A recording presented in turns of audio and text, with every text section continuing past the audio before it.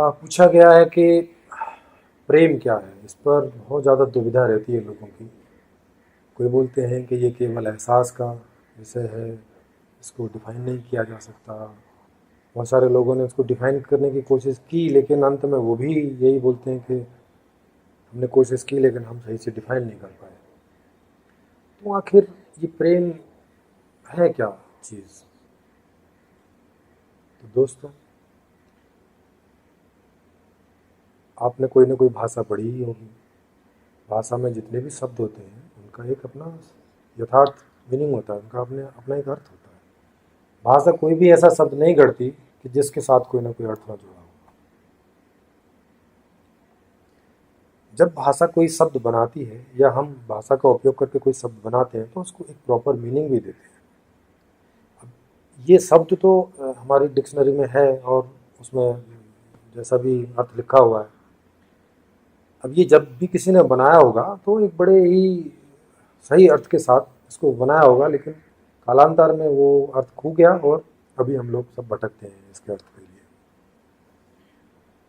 तो जब मैंने इसको खोजा तो मैंने पाया कि इसका सहज सा ही अर्थ है। जैसे मैंने कहा कि 4 लेवल के आदमी होते हैं, शारीरिक लेवल के, मानसिक लेवल के, भावनात्मक लेवल के और चेतनात्मक लेवल के। तो प्रेम का मतलब समझें कि ये एक मोटे रूप में समझते हैं कि आकर्षण है किसी भी चीज़ के प्रति, किसी भी बात के प्रति या किसी दूसरे इंसान के प्रति। ये एक आकर्षण है, लेकिन किस लेवल पर हम आकर उसे प्रेम का नाम देंगे। तो यदि संस्कृत में हम देखें या हिंदी में देखें तो वहाँ पे उन्होंने अलग अलग लेवल के लिए अलग अलग नाम दे रखे हैं, अलग अलग आकर्षण के लिए।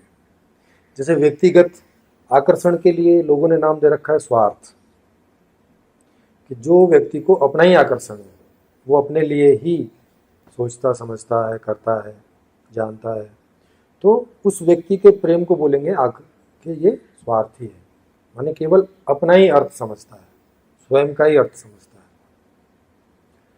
एक दूसरे लेवल का आदमी जो पारिवारिक लेवल पर जीता है, तो वो केवल अपना ही नहीं, अपने साथ जो 4-5-6 और लोग होते हैं उनकी भी चिंता करता है, उनके भी सुखों की चिंता करता है, और उनके दुखी होने पर भी खुद दुखी होता है, उनके सुखी होने पर भी खुद सुखी होता है। ऐसे आदमी के आकर्षण को बोला गया कि वो वासना है। वासना यहाँ कोई गलत अर्थ में नहीं है। लोग जैसे वासना को गलत अर्थों में लेते हैं या स्वार्थ को गलत अर्थों में लेते हैं, ये कोई गलत नहीं है। ये अपने लेवल की एक अभिव्यक्ति है। जैसे शारीरिक लेवल की अभिव्यक्ति है स्वार्थ, वैसे ही मानसिक लेवल की अभिव्यक्ति है वासना।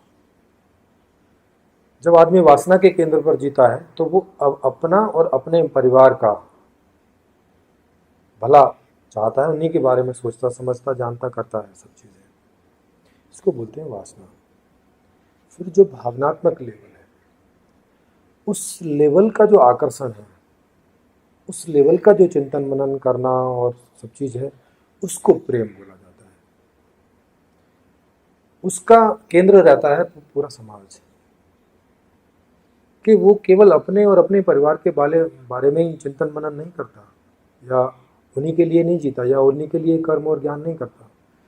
वो एक काफ़ी दूर तक उसकी दृष्टि जाती है और उस पूरे समाज के लिए वो जीता मरता है। उस समाज के सुखी होने और दुखी होने से वो सुखी और दुखी होता है।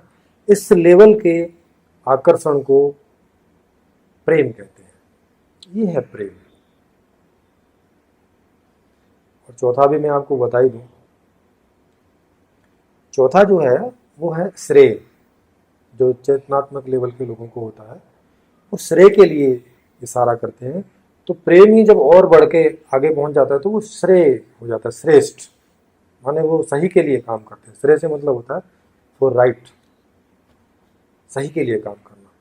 तो चूंकि ये विषय प्रेम पर है तो मैं आपको प्रेम पर ही बताऊं कि प्रेम का अर्थ होता है कि यहाँ पर देना ही ज़्यादा रहता है।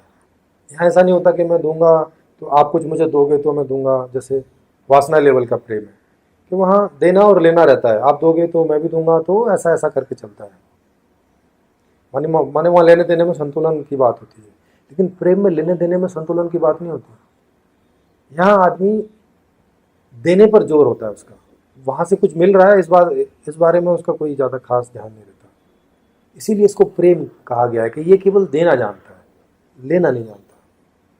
तो बस यही प्रेम है।